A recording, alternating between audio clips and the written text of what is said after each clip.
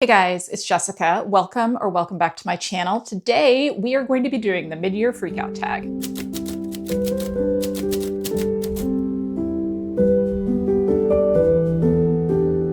The Mid-Year Freakout Tag is one that I do every year. It is super popular in the book community, and it's kind of just a way to take stock of the year as it has gone so far and look ahead at the year to come. You're supposed to do it about halfway through the year, and I think I'm a little early. It is mid-June as I am filming this, but this is when it fit in my schedule. So we're going to go ahead and get started with that. I'm going to do a more in-depth how my year has been going video at some point in July. But for now, let's take a look at these questions and see how I did. All right, so the first question is the best book you've read so far this year.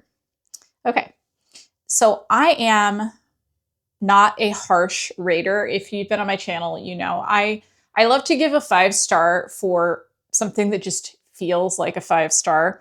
I don't give a lot of 1-stars. I do DNF a lot of books, but I have had a couple of books this year that I feel like were really just standouts, and I'm going to highlight 2 of them right now. None of these are going to be surprises if you've been here before. The first one is going to be Where the Axe is Buried by Naylor. This is a dystopian, very plausible feeling book that is about what happens both in authoritarian societies, in this case, one that is very much meant to feel like Russia, as well as what happens when we rely way too heavily on artificial intelligence. And I think it's amazing. I think it really made me think about a lot of things, particularly with artificial intelligence, but I thought it had a very classic sci-fi feel. So if you've enjoyed books like Brave New World, like 1984, any of those, I think that you would like this. It's not quite as bleak as some of those books are in a lot of ways, which I actually appreciated because it's kind of a dystopia that doesn't just leave you in a bad place, I would say. So I would highly recommend this. It's probably my favorite book of the year so far. We'll see what the year still has to come, but I'm going to show you my other favorite book of the year so far, and that is The Raven Scholar by Antonia Hodsgon. The Raven Scholar is the start of a new series. We are following a character who is a scholar, so not necessarily your usual fantasy fare. And she is very content to do her kind of, I'm going to say magical calligraphy and work in her job as the kind of like the high advisor, high research advisor to the ruler of this world. But then naturally, she's going to be pulled into some things that are far beyond that, into some conspiracies, into some mysteries. This has an element of being a fantasy mystery, but I wouldn't say necessarily that I would read it for that, but it definitely has those mystery aspects. The author is someone who also writes historical mysteries, so you can definitely feel that coming through. There are trials within this book, which are going to be controversial. Every time I talk about this book, some people are like, yes, trials, and some people are like, no, I am so tired of trials. And I hear you on that because I do not seek out books that have trials in them, but I did really enjoy the ones in this book. And it just felt like something fresh, I would say, is why I just really loved it. It also has a great sense of humor, and it has an overarching storyline that is going to be carried in the books of what I think is planned to be a trilogy. And I am so excited for the next book. I really loved this. And I am hard to please when it comes to fantasies that are going to be longer than one book. I really need it to feel like it's going somewhere interesting that I'm going to want to read 3 books about. And this is a hefty book. It is almost 700 pages, and I flew through this thing. So this is a high recommendation. Check it out. And these are going to be my 2 favorite books of the year so far, and they are both purple. I think you're supposed to pick 1 book for each of these, but I'm just going to let you all know that I'm really bad at that. I have read 58 books so far this year, and I have a lot of opinions and a lot of feelings about them. So the next question is best sequel you've read, and I have a bunch. So here we go.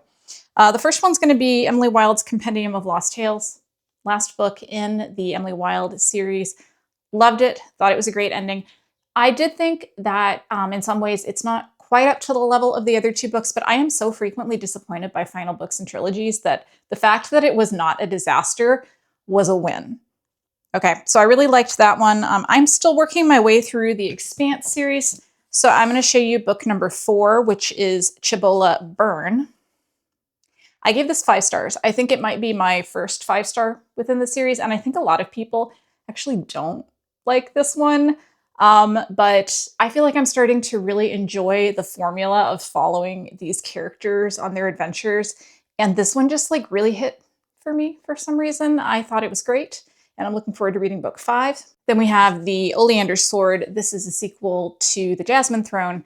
I read them both this year. This was a fantastic sequel. So good, possibly even better than the first book. I just really, really, really love this series. I'm going to keep talking about how amazing it is and be annoying about it all year, but this was a great series full of feminine rage and anger and revenge. So if you like those things, this is one to check out. And then my actual pick for very best sequel that I read this year, no surprise, is A Drop of Corruption by Robert Jackson Bennett. I am such a huge fan of this series and of Robert Jackson Bennett kind of in general. This is the sequel to The Tainted Cup. In this world, we are following a character named Din, who is very much a Watson character to Anna's Sherlock Holmes type character, although there's some differences, but it is very much like that. Din, his job is to visit all these crime scenes and things like that for Anna and remember things by smelling certain regions. He can fix a memory in his head. He has like a photographic memory because of certain alterations that have been done to him. I'm going to keep it a little vague because you're going to want to find out some of the things about this world yourself, but it is very much a fantasy world that is full of strange, mysterious creatures, mysterious plant life, and of course, a whole lot of human politics. This was actually better than the first book, I thought, because we didn't have to do all the world building setup. I just loved it. And if you haven't started this series yet, you really need to. It's just so fantastic. Okay, the third question is new release you haven't read yet, but you still want to. And I actually have 3.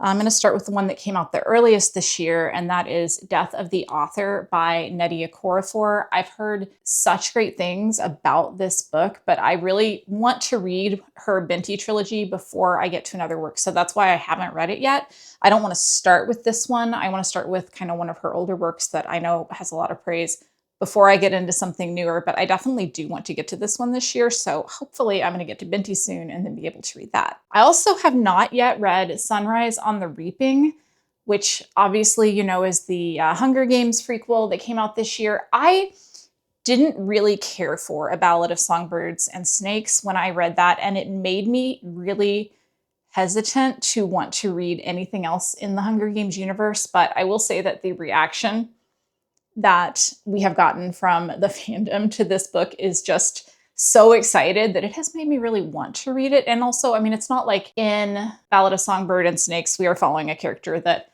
I didn't really want to follow. And so I think that's why I didn't like it. So I am planning to read this one at some point this year. And then the last book I have is Angie Kills a King. This one came out pretty recently. I want to say it came out either in April or in May.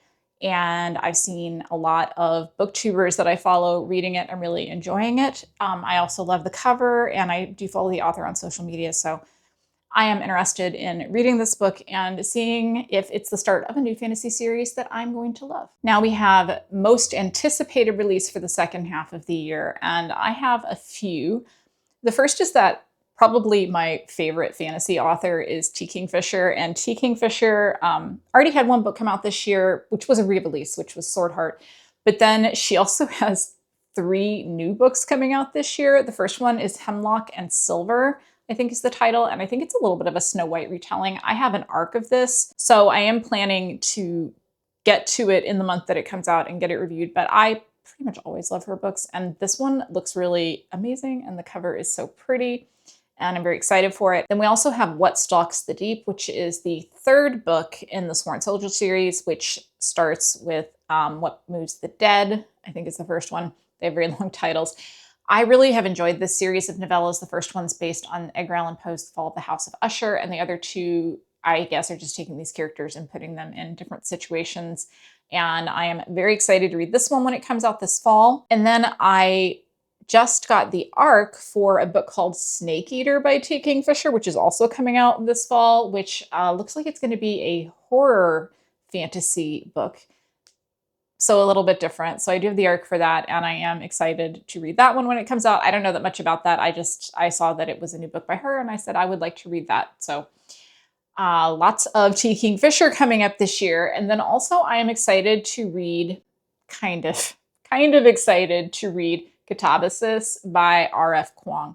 Now, I am not really sure my general feelings on R.F. Kuang. I absolutely love Babel. Babel was a 5-star book for me in spite of its flaws, which it has many, but I really loved Babel. So that was 5 stars. But then I also read Yellowface and The Poppy War, and I didn't really like either one of those books particularly at all. So I'm kind of like, am I gonna like this? I've seen some mixed reviews from people who have already read the arc. So I am planning to read it, but I'm also fully prepared to DNF it if it does not work for me.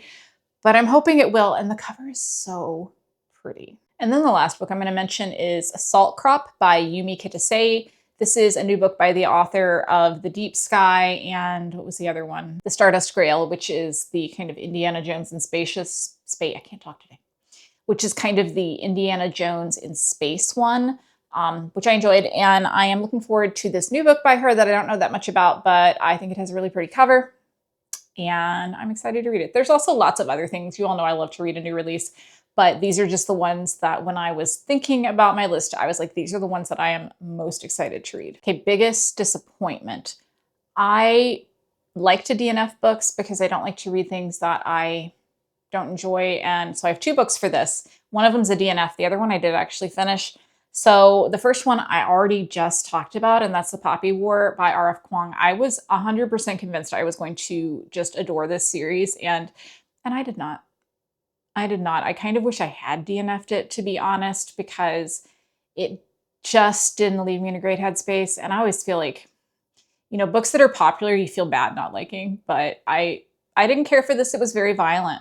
It was like hyper violent, and I also didn't like the main character. So I did not care for that. And then the other one is a book that I just DNF'd this month, and that is Bury Our Bones in the Midnight Soil by V.E. Schwab. And I also feel really bad for DNFing this one, although in this case, I don't think there's anything wrong with the book. And I think that a lot of people are going to absolutely love this book. I'm seeing a lot of people already really love it. But for me, it committed kind of the sin of not having any characters that I cared about. And as somebody who reads a lot for characters in a book, it just didn't work. It just didn't work for me. So I went ahead and DNF'd it because I could just sense that I wasn't going to have a great time. So those are books that I was disappointed in this year. There are others. Check out my DNF video. I am totally willing to say I don't like a book if I don't like a book. So, and then we have Biggest Surprise, and I got to go with The Devils by Joe Abercrombie because this book is an example of pushing through the place where you want to DNF and it getting better. I don't know. I did want to DNF this book because the humor was not hitting for me the way that I wanted it to, and I wasn't sure I was going to care about the characters. But then I did start caring about the characters, and all of a sudden the humor was fine. I think it's pretty front-loaded with humor. So yeah, this was a big surprise for me. I was expecting that I would like Joe Abercrombie's other books. I read this one because I thought, well, I thought it was a standalone. It's not a standalone. It is the start of a trilogy, and it's pretty long, but yeah, this one, biggest surprise of the year, probably just for me personally. Favorite new author? Well, first, I do have to give a shout out to Naylor because, as I already said, this is the first time I've read one of his books in Where the Axe is Buried. Absolutely loved it. But then I kind of want to highlight an author that I had never heard of, and that is E.M. Anderson. I read The Keeper of Lonely Spirits. This is going to be a cozy story about a gravekeeper who can help spirits go to their afterlife. And I am really hard to please with a cozy story. This one really worked for me, and I really enjoyed her writing, and I am really looking forward to whatever it is that she does next. It was just pretty fantastic. So great time with this one. Newest favorite character, I've got to go with Sapphi or Sapphire from The Incandescent by Emily Tesh. She is a grumpy professor type who is only trying to keep these darned magical school kids alive and also try not to have the photocopier be possessed. And I really loved this book. I thought it was a fantastic, kind of unexpected, highly rated book for me. But I especially loved it for the character of Safi. I just thought she was something we don't often see in literature. She was a character who was very driven, very happy with her life, which was not filled with romance, and she was just fine with that. And I just, in general, just felt like, I think I saw myself a little bit in this character, to be honest, and that's why I loved her so much. As somebody who also has worked a lot in academia, I just thought she was great. So definitely my favorite character of the year so far. Now we have book that made you cry. And okay, so I have a whole thing in my spreadsheet that is just books that made me cry. Like if a book made me cry, I will like tick a little box and then be able to see how many books made me cry, because I am what I would consider to be a pretty sensitive person and I cry over a lot of stuff. A lot of stuff. I tear up at commercials. Like I am totally that person. And I will tell you though, that this book that I just read at the beginning of June is one that I was not expecting to like be ugly sobbing about in bed at midnight one night, but it is Daughter of the Forest by Juliet Marillier. I would say if you want to read this book, look up the trigger warnings, the content warnings for it, because I did not, because I thought it was going to be a sweet romantasy, and then it broke my heart, but also it's great. So you should definitely read it. But it was a lot deeper than I was expecting it to be. I thought it was going to be light. It's not necessarily light, but it is a pretty fantastic story. But I cried a lot. I cried so much that like I went into like a little bit of a reading funk, and I was like, I just can't. I'm emotionally dry and I need to have a break before I get into somebody else's story. So, but I do highly recommend it. Now we have a book that made you happy, and I do read a lot of books that are kind of on the more heavy side, I think, because I do like reads that are pretty emotional. It's a thing I enjoy.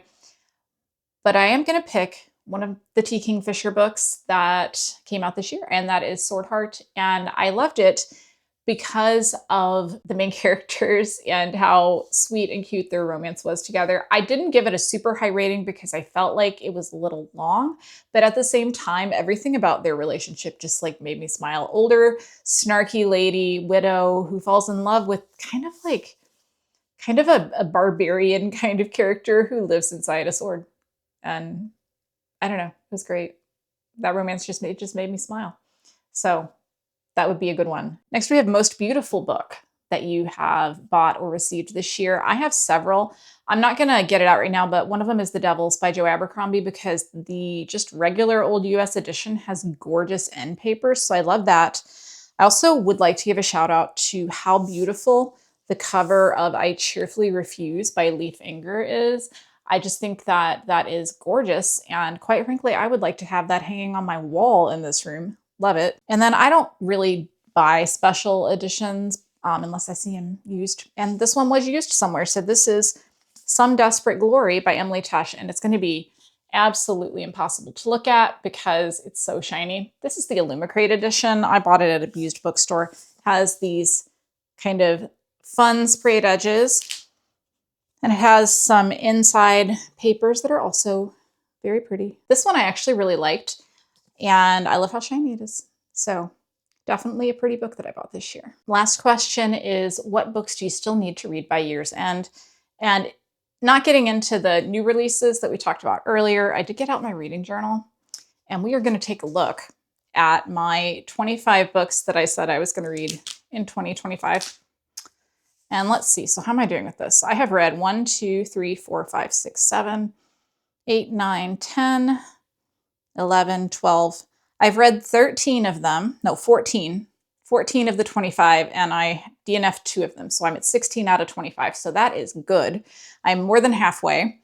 I still need to read, if I read all these books, A Gentleman in Moscow by Amor Towles, Mouse, My Brilliant Friend. I started that and then wasn't in the mood for it, but I do want to go back. Chain Gang All-Stars. Definitely planning on reading that this year. The Prettiest Star by Carter Sickles.